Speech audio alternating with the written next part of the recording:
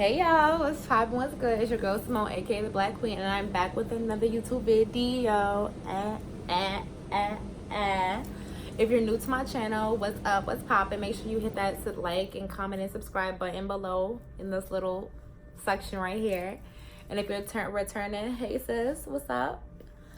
So in today's video, I wanted to talk about a couple of things. So as you guys know, I just came back from Nigeria in December, and it was just such a life-changing experience. Like, it was such a beautiful, eye-opening experience. Like, I'm still at a loss for words because I experienced so many beautiful things and so many like humbling things there. So I kind of want to discuss this with you guys, and I also wanted to talk about some other things too.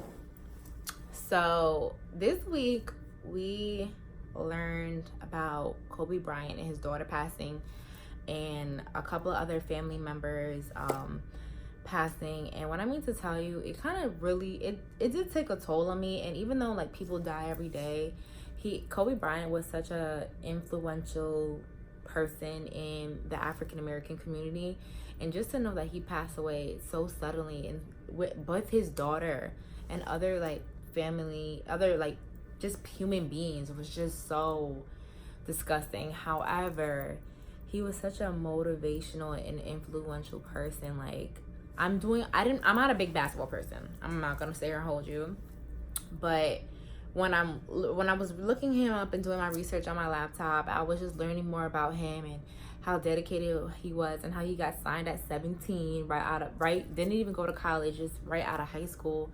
His dedication and his consistency and his hard work, it really kind of motivated me to be like, Simone, don't take nothing for granted. Like, if you can get it done today, get that shit done today. So my heart and my prayers go out to his daughters and his wife and all the other family members that lost their like family members. It's difficult, and I'm a big daddy's girl, so I would probably die if something was to happen to my dad. I'm not gonna hold you guys. Like, I love my father. I'm a big daddy's girl. Like, so I couldn't imagine what those girls feel like. So my heart really goes out to them. So yeah, was a lot. But on a lighter note, so this is the reason why.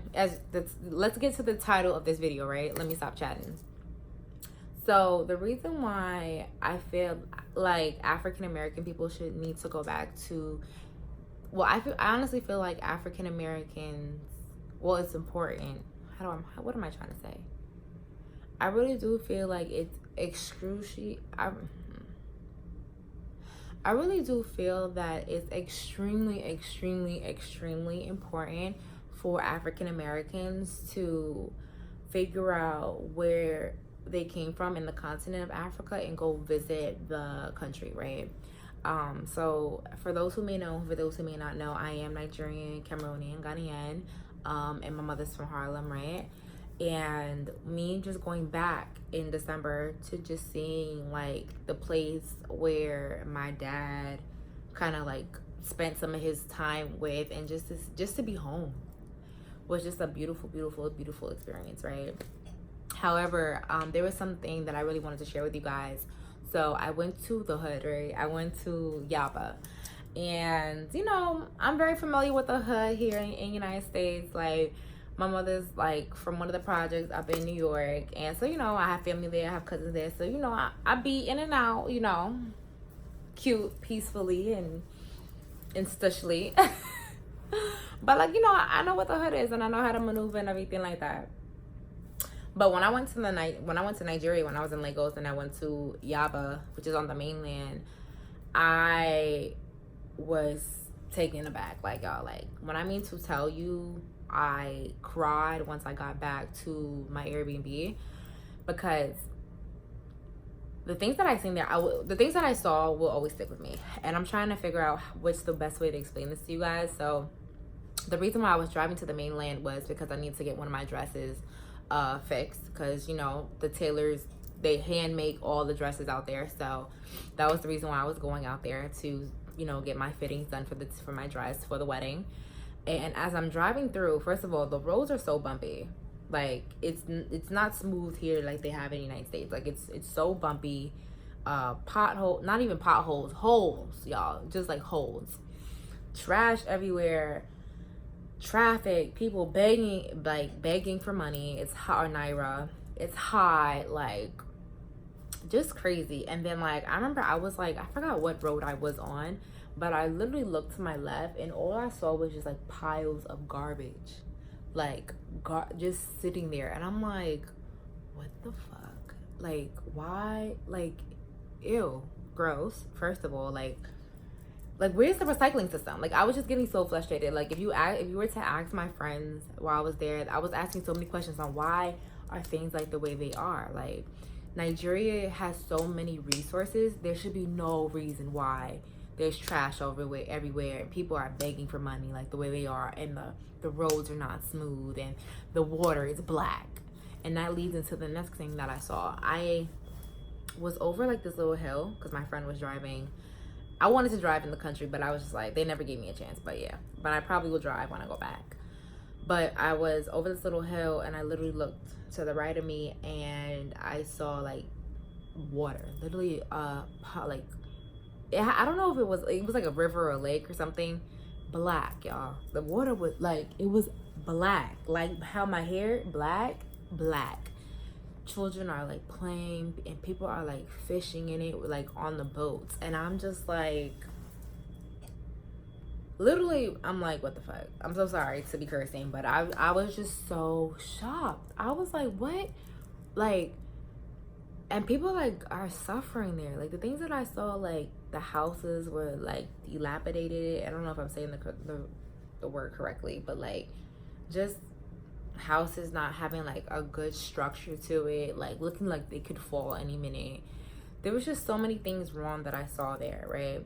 And so this is the reason why I feel like African Americans should go back, because it's going to teach you to work hard. So this is and I can understand the reason why, like how my dad is now and how my cousins that grew up there and lived there, and kind of the reason why like immigrants come to this country and work extremely hard, because when you're coming from literally absolutely nothing to a place where the government doesn't help you at all, doesn't care about you, to a place where the government kind of cares and you have more opportunities to excel and succeed in your own life. I can see why the Arabs own all of the delis and the Nigerians are the doctors, the lawyers, and the engineers, and the Muslims have this and that. Like I can just see why. And I can see why the Mexicans, you know, have all the construction companies. I can see why, because you literally come from nothing, or almost close to nothing, and you see the opportunities here, and it's just like, wow, like I need to make sure every day that I wake up, I'm making an impact on my life and for my family, for my children, or for whoever, right? Like I see why, like I see why. And also, like, I think for African American people, like what it's also gonna do is just gonna like open your eyes to, and you're gonna appreciate more. Like I kid you not. So even like myself, like when I came home, I was just trying to figure out, like, I was just trying to declutter and just figure out like a lot of stuff that I don't need. So like I have literally 2 bags of clothes that I'm trying to figure out who I can donate to that live in my area, because I don't need it. Like I just wanted to live such a more of a simple lifestyle, because I realize people have so much less there, but literally are the happiest people. And I'm like, wow, like it just put a lot into perspective for me. A lot. And but overall the trip was amazing, and I really do encourage you to, like I said, if you're African American, especially if you're any other race or whatever, definitely go to the continent. It's beautiful. But especially if you're African American, figure out where you're from. Maybe take an ancestry test or do some type of DNA search, whatever that they have. Like they have like these little programs now where you can kind of like, you know, do a swab of the mouth, send it in, they figure out where you are, boom, bam, bang, go. Like 2020 is the year of, I think, growth and change and just doing new things and getting out of your comfort zone. So, and I'm not gonna hold you, I was like a little scared to go to Nigeria by myself. Like I flew out there I was scared. Like I was just scared. One of my cousins, when she went to Cameroon, she got malaria and she was really, really sick. So I was scared too, but I was just like, you know what? I'm gonna focus on the good things, and the good things are gonna come out of this trip and not focus on the bad. And I kid you not, it was such a beautiful, beautiful, beautiful experience.